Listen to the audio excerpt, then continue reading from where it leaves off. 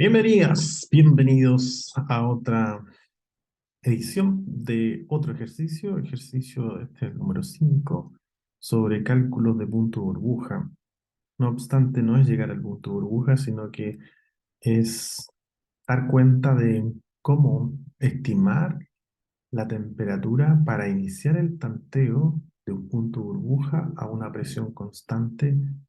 En este caso se habla de un vacío. Bueno, leamos mejor el ejercicio. Determine el rango para tantear el cálculo del punto burbuja de una mezcla ya no equimolar, sino una mezcla 40-60, o sea, 40 benceno, 60 tolueno, a un vacío de 20 milímetros de mercurio.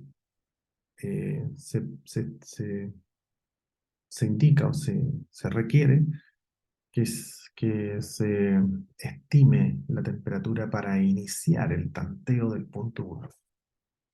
Algunas aclaraciones.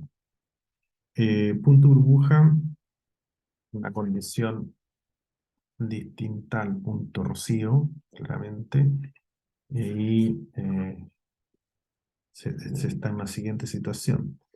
Tenemos un recipiente, estamos ahora haciendo punto de burbuja, que aparezca la primera burbuja. Eso es, ya no es la primera gota, sino que la primera burbuja.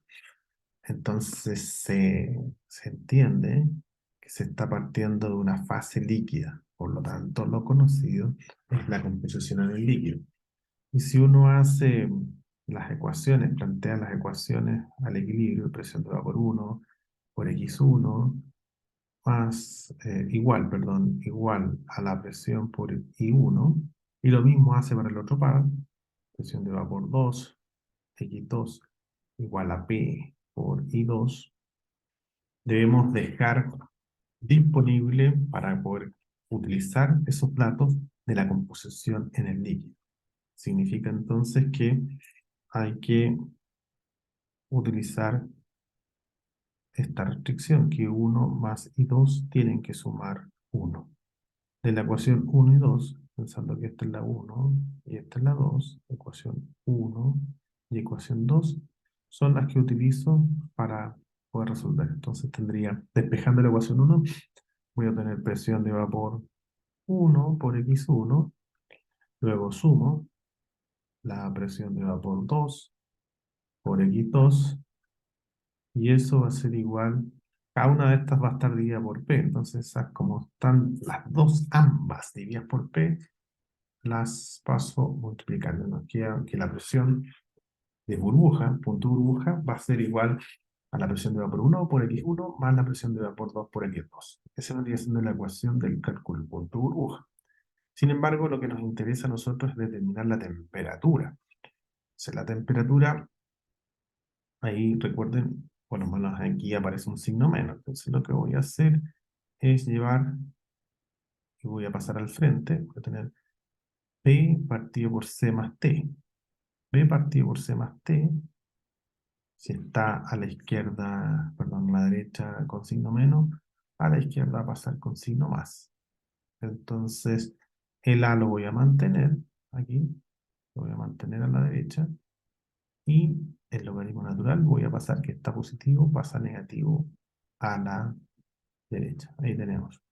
Pero lo que hay que hacer es despejar la temperatura. Entonces, ahora vamos a invertir. Este que está acá dividiendo pasa multiplicando y este pasa hacia el otro lado. Entonces, lo que voy a tener va a ser B partido por A menos logaritmo natural de la presión O. Y este va a ser igual a C más T. Entonces, ahora doy vuelta a esto y me va a quedar que la temperatura va a ser igual al B sobre A menos logaritmo natural de la presión de saturación, y menos C, porque la idea es despejarlo. Con esta ecuación despejo la temperatura. Eso es lo que tenemos que apuntar.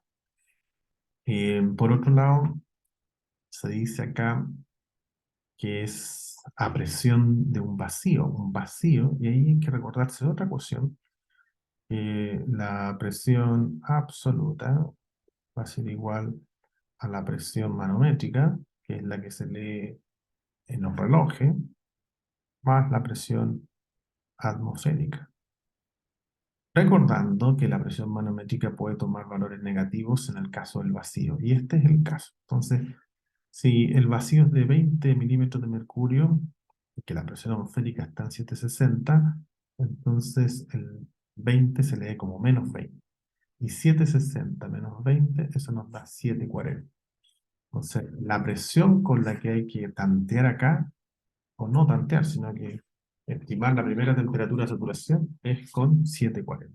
Entonces vamos a partir utilizando primero el cálculo de la presión absoluta con la que vamos a tantear, o con la que vamos a iniciar la temperatura de estimación, va a ser 760 menos 20, o sea, de 740 milímetros de mercurio. Ahí está. Y ahora nos vamos simplemente a completar los datos, dice 40-60, entonces composición en el vapor sería 40% y esta tiene que ser 60%. Y nos vamos a calcular ahora, basado en esta expresión que está ahí, temperatura de saturación SUI, o sea, temperatura de saturación del benceno del tolueno, utilizando esa ecuación. Entonces vamos con el eh, benceno.